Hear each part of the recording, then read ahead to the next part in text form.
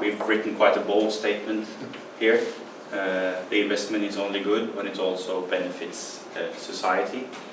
TD Veen is a small family-owned investment company based in Stavanger. It's hard to pinpoint the exact start of when we started social or venture philanthropy. We listed a few things here. All the employees of TD Veen have entrepreneurial background. We were inspired by Johan here, seeing the work that Fad has been doing. And there's a long tradition in the firm to donate to art and charity. All these things combined led us on this path of venture philanthropy. But we continued the research by talking to Johan and Katinka and talking to people in our network that knew this sector of social entrepreneurs, visiting co-working spaces like Mesh and 657, and seeing the hub in Stockholm and other places where people worked creatively. So we had some workshops in our office and said what do we like to work with, and set down these 4 areas of interests, sectors you may call it. Young people, rehabilitation, pure food, 3 of us have a food background, and also the redesign recycling part.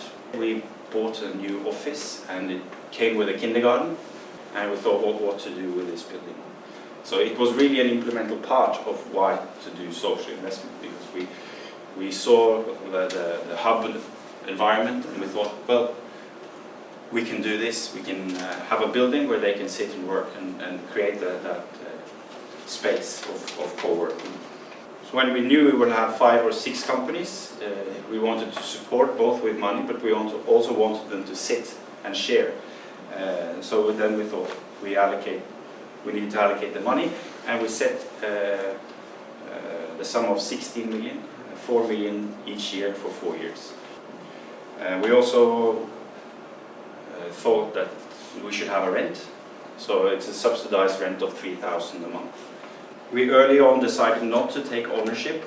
We wanted to use grants because to have a clear boundary between involvement of our company. That was the financial support, but the business support was also important, both because it's a vital part of the venture philanthropy model, but also because we wanted to work closely with these companies and we wanted them to work closely with each other.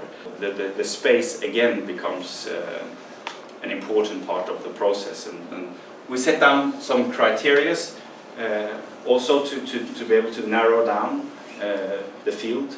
So the sharing part, we had to put it in writing, because we saw from 657 and other co-working houses that if people don't share when they're there, it doesn't work. Affiliation with Rogaland, that's quite obvious when you have a house you want to fill. Being a Stavanger-based investor, we want the impact to happen locally as well. We said that you had to be in one of the 4 sectors we mentioned earlier. The kind of hairy goal on the bottom, your business model needs to be financially sustainable in a few years.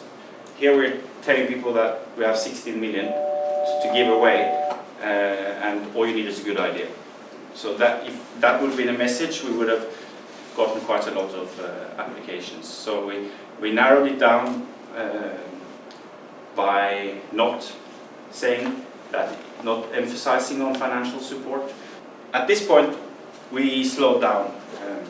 We had quite a few applicants already. We had had interviews just running.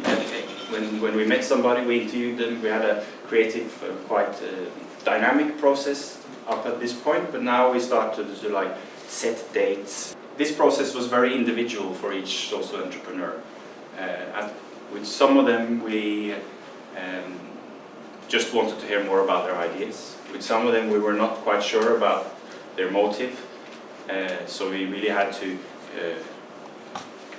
push back and forth to find out were they really into it for the impact. Quite a few we had to question, would they be able to run a business? We ended up with 4 people that we signed. Then we made a written agreement together with the entrepreneurs. They needed to work with a sharing attitude, the the same for us. We needed to work with sharing attitude. We stole yet again from Fern and Øyvind and said we need some goals, some stated milepæler to work towards, both financial goals, but also impact goals, and also progression goals. And the exit, we also wanted to state what would be an exit, what would be a good exit. Quickly finishing off, you wanted me to state 3 examples of challenges and opportunities. And I said one already, and there's so many good ideas out there. We really had to discipline ourselves to stay true to our 4 areas of focus. There's so many good people out there, so we really had to stay true to the criteria and say, sorry, we don't believe in your business plan, it's not going to work.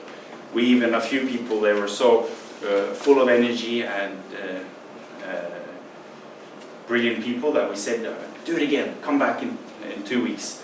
Thirdly, the opportunities that this presents it really sends a positive message to your network and to your partners that we're working on something quite hands-on here, and we want to have this transparency with our investments, and we want to work together with our investments.